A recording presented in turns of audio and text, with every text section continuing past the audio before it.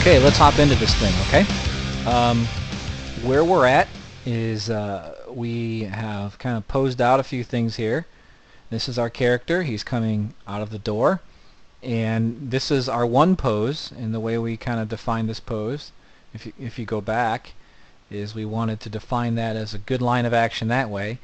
Even though the door is not transparent and we don't really see it, we'll feel it. Okay, there's a lot of times you need to animate something the right way.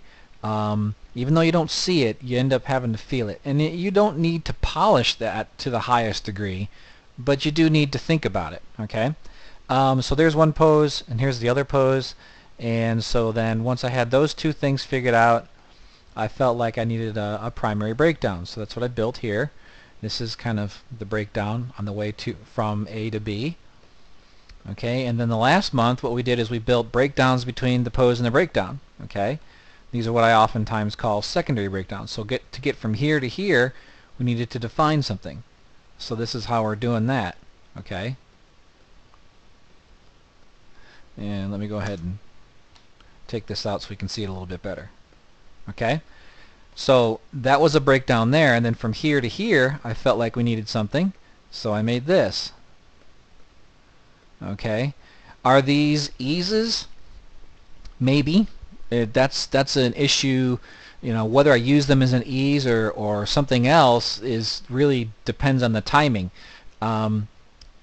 Sometimes I will build something specifically, I will make a drawing specifically knowing that it will be an ease, and I'll do that in just a minute because there is one particular drawing that I want to do here in a second. Now when I say drawings, a lot of guys are familiar with this, but those of you who are new to this, I try to animate like a traditional animator. Okay, a traditional animator gets, you know, a piece of paper and they draw on it, and then they get another piece of paper and they put that on top and they draw on that, and they have these papers in their hands.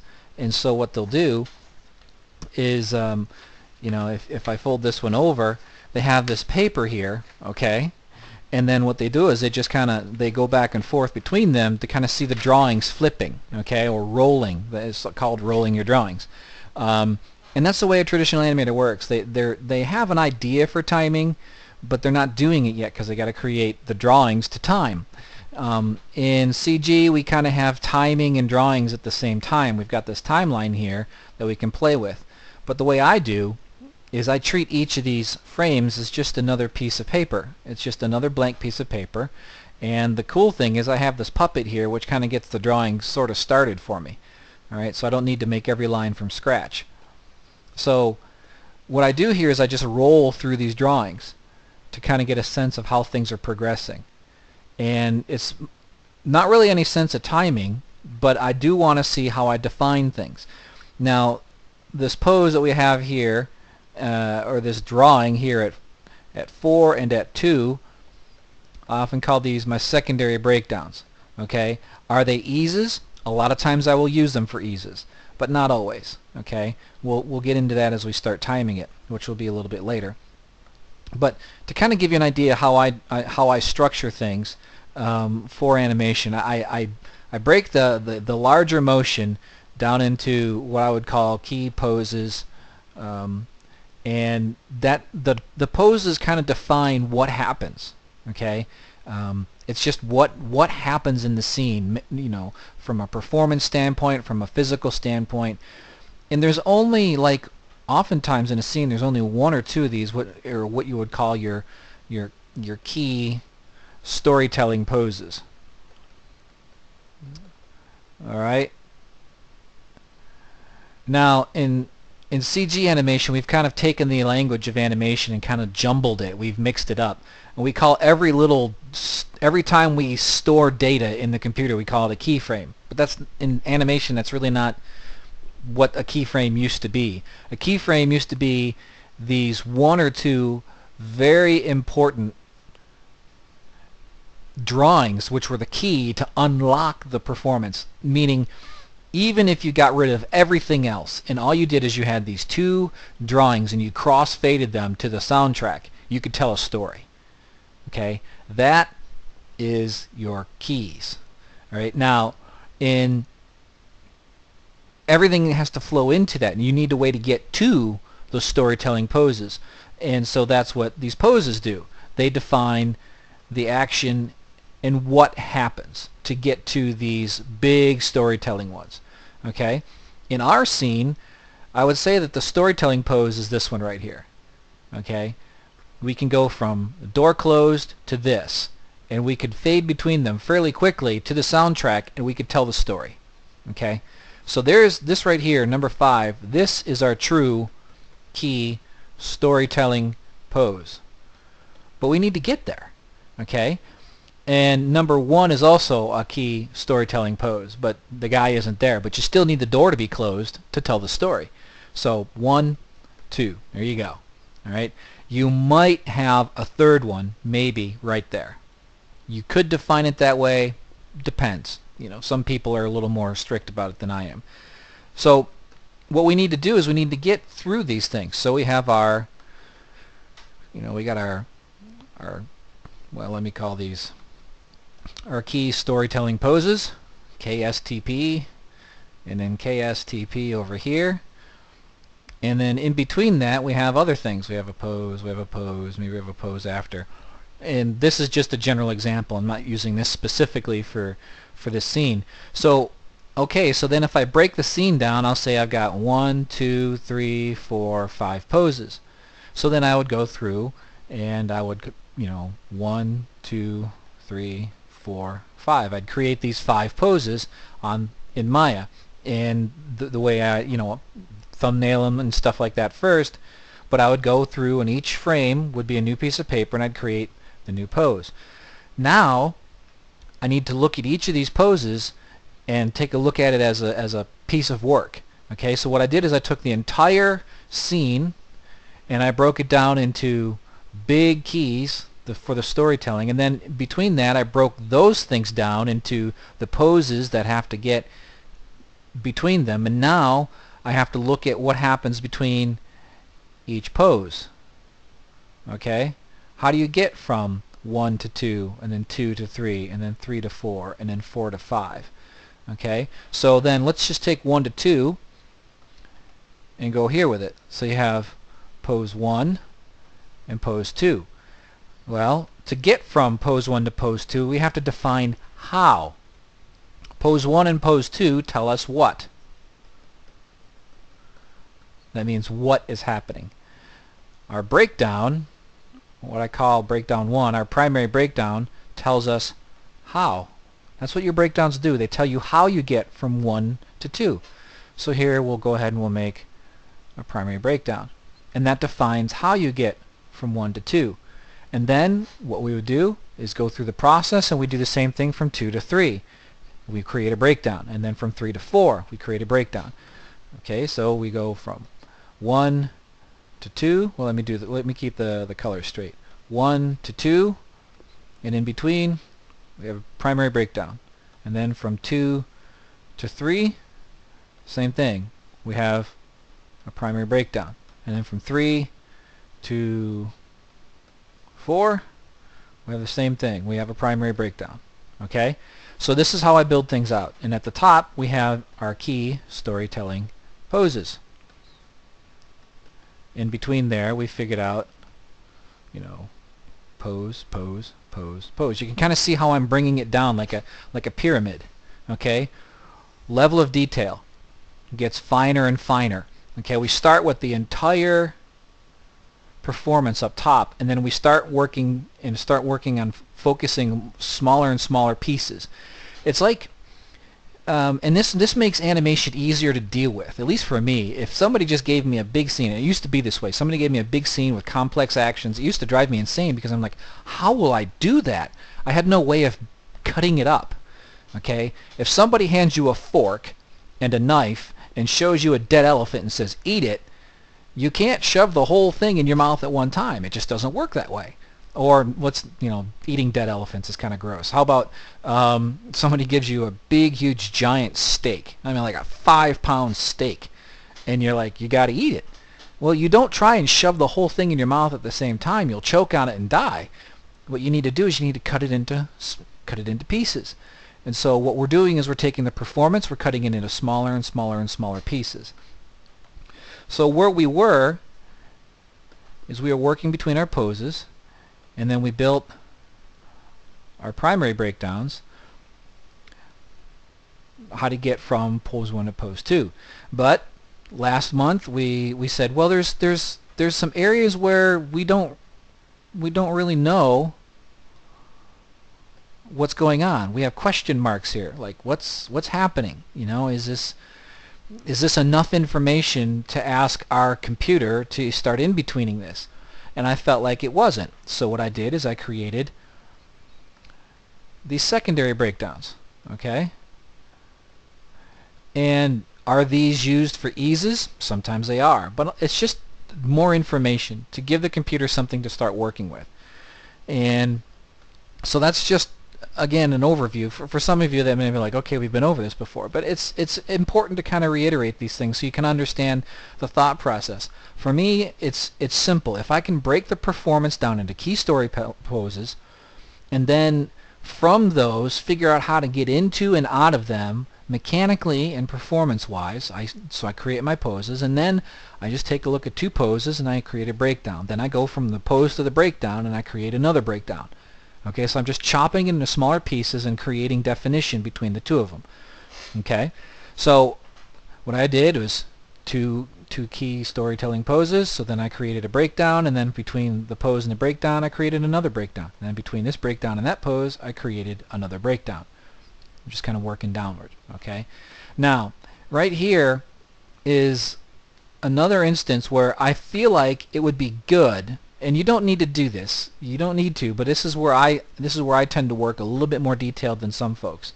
Between here and here, I feel like we could put an ease into this one. Okay, he hits it, but I don't want to just sit there and die, so we want a kind of a moving hold at the end of this. So what I'll do is I'll create something here that will make a very simple moving hold. Okay, and it doesn't really need to be super complex either. I take all of this stuff right here, and what I'll do is I'll just move this over, you know, maybe I'll middle mouse over to like 20 and duplicate the key. Okay, and what I'll do is I'll just delete it here. So what I'm doing is I just pretty much moved it from 6 to 20, and I have my tangents set to linear in between. So what I'm doing is I'm kind of borrowing the technology here to create something that will work. The computer will in between linearly from this pose to this one over this period of time. And I know that I'm not going to use these frames except in this way. I'm going to borrow the technology here to kind of create a little moving hold. Alright, and at the end I want his moving hold to be maybe that much. Okay, he hits that, and at the end of the moving hold is that. So what I'll do is I have no use for all of these frames right here. They are just, they're nothing to me. The only one I want is 19. 19 to 20 will be my moving hold. So I just hit a key at 19. So now this is my moving hold, but these are just drawings. They're not, it's not being held for this long. You have to remember, at this stage I'm just using drawings. This whole business right here was just borrowing the computer's technology to give me some space to work with. We're borrowing the computer's values to kind of make this simple. Some people will, like I said, pose at 1 and 6 and 11 and 16, and what they get is they get this stuff for free. You know, they get this sliding right here. So that gives them some room to create in-betweens, gives them room to create breakdowns and things like that that they need. I generally don't work that way because, you know, to me it's simple enough for me to just go here, here, and here, and I have other scripts and tools that make it easy for me. But again, I slid it all the way over here. Okay, long way around town. It's a long discussion just to say I wanted to make an easing breakdown or an ease drawing from here to here for the moving hold. So then, now I'll just take and I'll just slide these back. And so pose, secondary breakdown, primary, secondary, pose, a pose, and the end of the moving hold. Okay. Why do I define the end of moving holds? It's simple. In the computer, if you do everything stepped, it's like this. Okay? And let's say each of these things is a hold. Okay? So you move from pose 1 to pose 2 and you hold it for, let's say, 10 frames. Okay? And then pose 2, let me make a different color here. From pose 2, which is being held, to pose 3. And then let's say you hold that for 6 frames. And then pose 3 to pose 4, and let's say we hold that for 8 frames. Just, these are arbitrary, I'm just making these numbers up, okay? In the computer, when you work stepped, you go from 2 to 2, that's fine, you get that for free. And when you space this stuff out, when you time it out, you get these held poses for nothing. You know, because the computer, you're telling the computer, we'll hold these poses. Okay, just hold it there. No matter how long you hold it, just hold it. And the computer's like, okay, man, I'll hold it. So you're telling it, okay, we'll hold this pose 2 for 10 frames, and 3 for 6, and 4 for 8. You're like, great, cool, I like the timing of that. That's awesome. All right, so let's go ahead and make it, you know, spline or linear or whatever. Let's go ahead and start filling it in. Well, here's what you get. Okay, you're no longer holding 2 for 10 frames. You hold 2 for 1 frame, and you just for 9 frames just kind of slowly slide into pose 3. And then pose 3 for 6 frames, instead of holding it tight, you slowly slide into pose number 4. Have you ever had this? Well, this is why I go ahead and mark out an extra little pose to hold just to create the end of the moving hold. So that's what I do. Is I create these little extra poses to make the end of the moving hold. So now it looks like this, which is a lot more what we're used to. Okay, I've created what I call definition. I have defined that this pose is held for somewhere around 10 frames. Now the timing and all this is another thing, but this is I have to do this for myself so that I don't sit there and fight the sliding to a new pose. Okay, so if you've ever wondered, well, how do I go from step to linear or from step to spline to clean it up and not get this mushy garbage? Easy. Take a time and just make an extra pose here, or an extra drawing, an extra key, however you think about it. Just create an extra one to make definition for that moving hold. And that way, when you spread everything out, you won't have to worry about the sliding into a new pose problem. Okay? So that's what I've done here. Just a little mind thing for you to help you understand. Moving holds are pretty much just really, really long eases. That's the way I look at it. All right? So there we've got that. Now there's another aspect of this that I want to get into. And taking a look at the performance, he says, what do you want? Okay, so here is this, and want, I want this pose right here to be want. That's the big one, wa. Okay, and I want that right there to be the int. Okay, want. All right, so we go ahead, and so 6 equals int. I don't know why that's having a hard time there. 6 equals nt. Okay? And 5 equals okay? That's want. Okay, so 5 here, and 6 is nt, and 7 is the end of the moving hold. Okay? Well, there's a whole bunch of what do you on the between, you know, somewhere between here and here. And this is the beginning of the W. Okay, so 4 is the beginning of the W for what do you want. Okay, so let's take a look at this and draw it out. 4 is the W for what do you. Okay, 5 is the a of want, and 6 is the nt of want. Okay? So we've defined the a, the int, and the w. What we don't have any definition for is what do you. Okay? What do you? Now the thing is, it's so fast, I don't need to make a whole lot for that. I don't need to go crazy. I don't need to be doing lip sync right now. I'm not really talking about lip sync. I'm just talking about, do I have enough drawings to let the computer do a good job of in-betweening for me? Okay, so I got, what do you want? Okay, there's something between woo and ah. I just feel like if I don't have that, the computer's just going to do woo. And I feel like it needs more to it.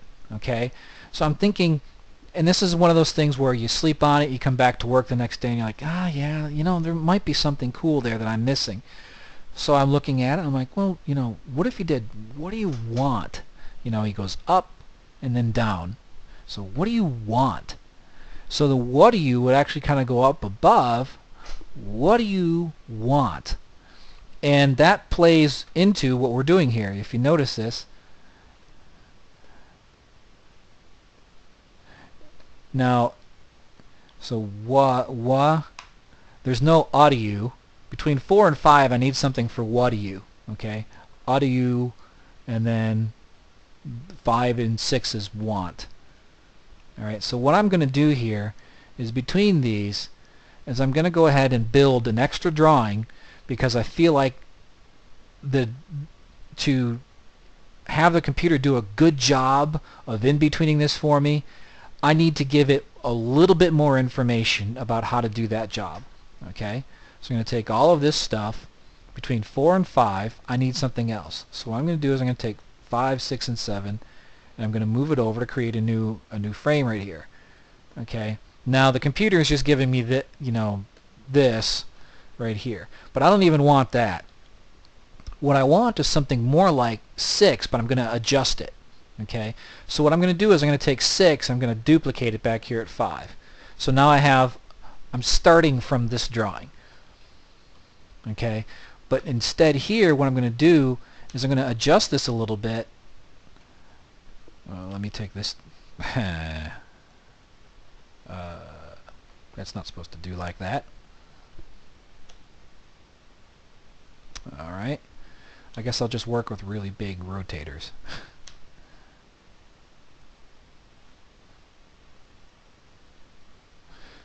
Alright, and what I'm doing is I'm creating the what do you part.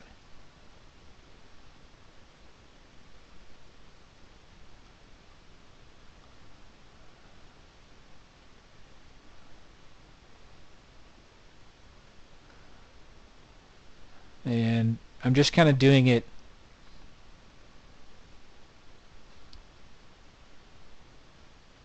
just really rough. I want to save something for the want part, so I'm going to kind of keep it mostly squished. Okay.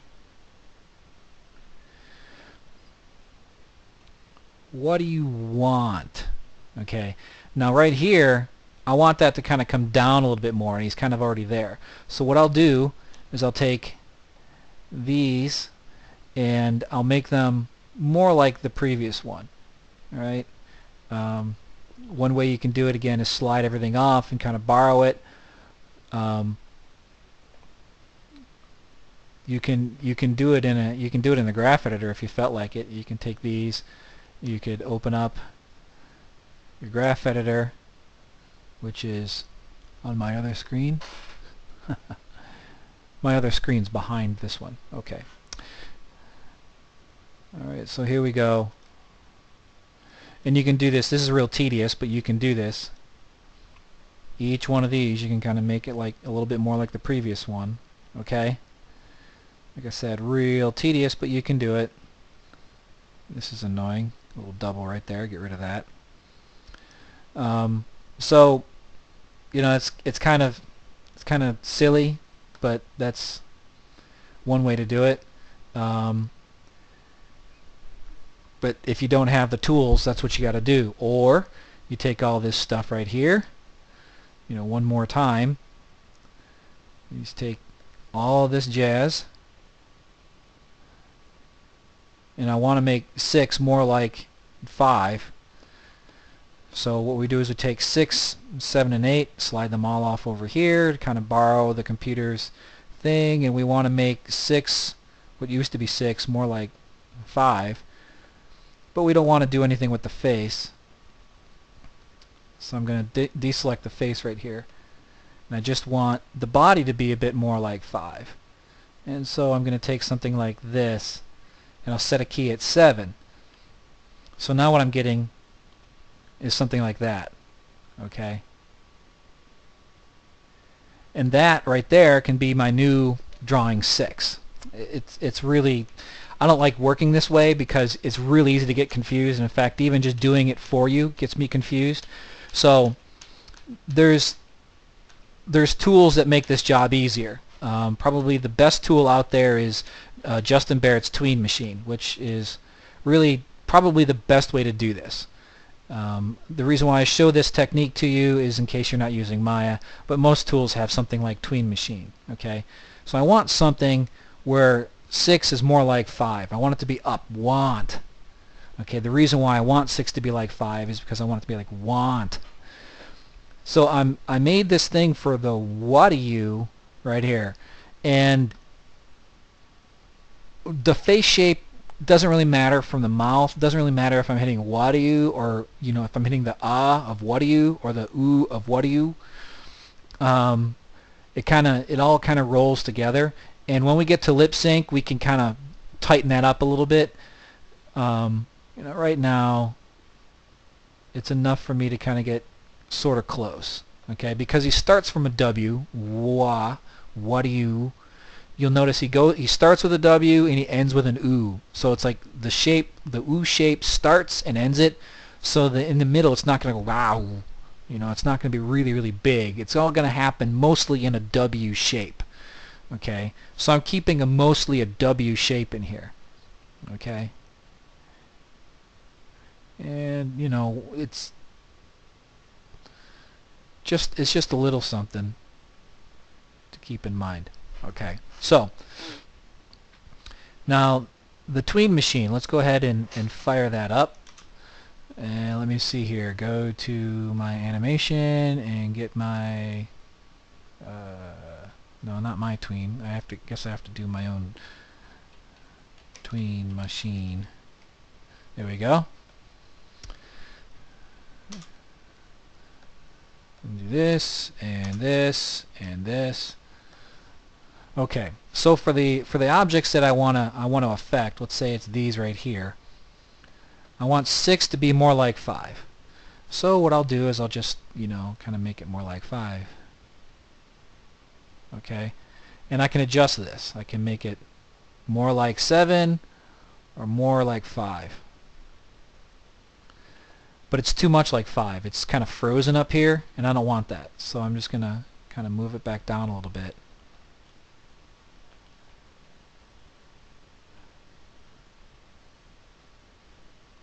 Alright, so we will take all of these and delete them. But that's not what we wanted to do. We had some keyframes on top of each other, which happens sometimes when you start sliding things around. That's why I like to use my little tools here. They just do a better job of it. So I'm just going to take 10 seconds here and clean this problem up. In case you ever have this, the easiest way to do it is just pull everything off. Come here. And so it's between 4 and 4.0, and then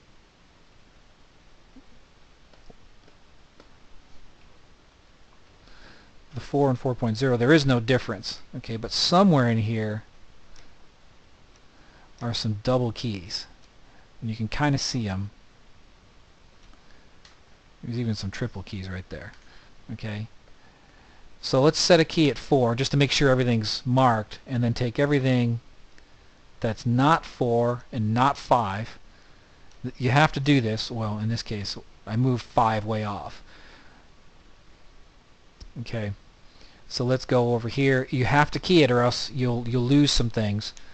So we keyed that one, and anything, well, and then we go back again to 4. And anything that is not 4 or not a solid number, you just zoom way, way in, and you have keys here at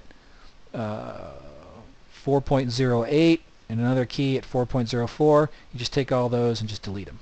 Okay?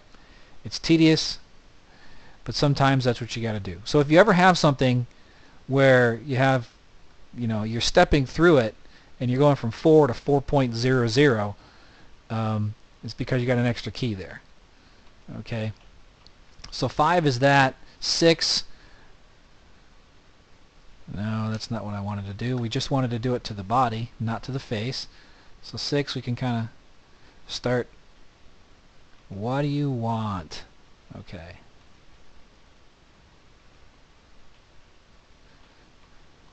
And there's our moving hold.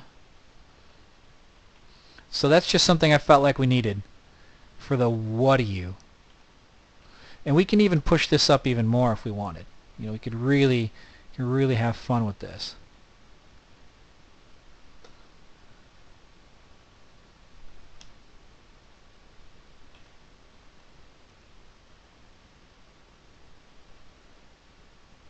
Okay. So now we need to just go through and make sure everything's keyed, every single frame. Okay. So that way we don't lose things when it comes time to timing them out. So what I do is I select everything, and I just step through the frames, and just key everything to make sure we don't have anything that's not keyed. Because when we go to time this stuff out later on, we want to make sure everything's on the same, because we'll time it out and grab everything, and that way we don't have stuff sliding. Okay. So we'll take a look at some things here like this. We want that a little bit lower. Maybe again a little bit lower. And just save that being up for the last little bit right there. Okay. And make it move a little bit more right there in the moving hold. So there's a audio, that we want. And so what we can do with the head is we can drag the head a little bit. So we'll just make it a little bit more, just a little bit more like 5.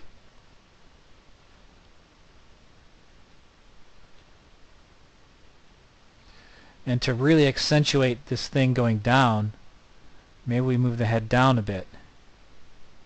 And so for this, we'll make it more like that one. There we go. So we're getting a little bit of drag built in there. All right. So that's just one more drawing I felt like we needed to add, because without it, we were running the risk of giving the computer too much to do, and we're going to fight that later on. All right. So I know that that's a little tedious for a lot of people. A lot of people just generally put in like major poses and maybe a breakdown, and then they start timing stuff out. And that's fine. You just have to understand that when you do that, you are putting off finding solutions to problems until later. And the way I look at it is problems are best dealt with up front, in life and in animation. Okay, if there's a problem in your life, the worst thing you can do is pretend there's no problem, or say, well, it's not a big problem, I'll deal with it later. I don't know what it is about life, but the longer problems exist, the harder they are to solve. Okay, and the more pain there is in solving them. So I'm pretty good at solving my problems in life, my problems in animation sooner. I'm learning how to solve my problems in life sooner. Okay. So in animation, yeah, I'm good. I solve my problems early on. In life, I'm learning. So what I'm talking about here is, yeah, go ahead and don't figure this out now, but just know that you are gonna have to figure it out. And if you can't figure it out now, if it's not something you can see, or it's not something you're comfortable with, that's fine. Just put it off till later and deal with it then. But it will take you longer to solve it than it will to solve it right here. Okay, and for me, I went through and I solved it right here, and it really didn't set me back that much. And I'm just going to make a little bit of an adjustment here. I'm going to take the hips, I'm going to nudge them up just a little bit to give a little bit more pop on the audio so that they have somewhere to go on the down. Okay, so I'm going to take them up just a little bit. I'll take this foot and I will do the ball of the foot just a little bit more. Okay, just to give a little more pop to that. And then this right here, just to give it a little bit more pop, I'm going to rotate it forward some. Rotate it forward some, I said. And then I'm going to take this, I'm going to rotate it back some to kind of straighten that out. Okay? So I have somewhere to go so that the chest is, the torso is not the same angle the whole time. You don't want that. You don't want the torso to be frozen through a series of moves. You want the character to be flexible. So I'm making small little adjustments to keep him flexible. And even right here, what I can do is I can push this down even more. Okay, and that's the end of my moving hold. So all I got to do is come here and just make that just a little bit more like the moving hold. So now the chest is flexible, and it's staying alive a little bit through the moving hold, but it's really it's more flexible between here and here. All right. Now to create a little bit more drag, I'm going to take these. I'm going to make them just a little bit more like 7, so that the head drags behind even more. Okay. And even up here for 5, I'm going to push that just a little bit more. And maybe even go through the bother of taking the neck up a little bit. And yeah, I'm making little adjustments right here, and you may be thinking, well, why is he doing that in blocking? Because, like I said, it's just easier for me to solve these problems here. Okay, so he's coming down, kind of goes straight, so I'm going to push this down just a little bit more, so there's a bit more of an arc to it. And right here, I'm going to go ahead, I'm going to drag that head just a little bit more, so there's a good snap up here. And then on the way down, it'd be nice if the head flattened out a little bit so that there's a good arc to it. Okay?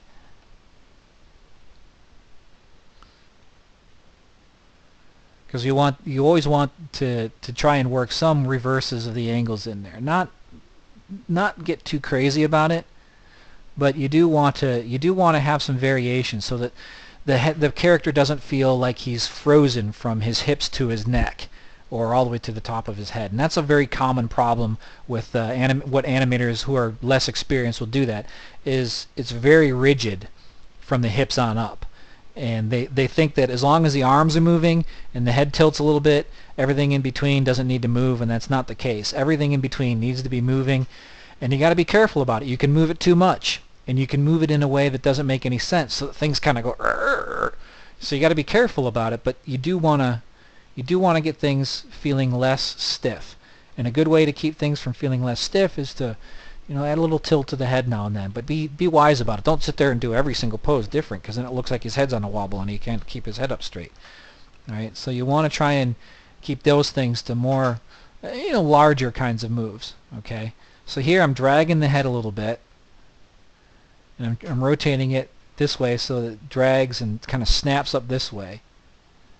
Okay, so if you take a look at the angle of the head, let me choose a color that we can see.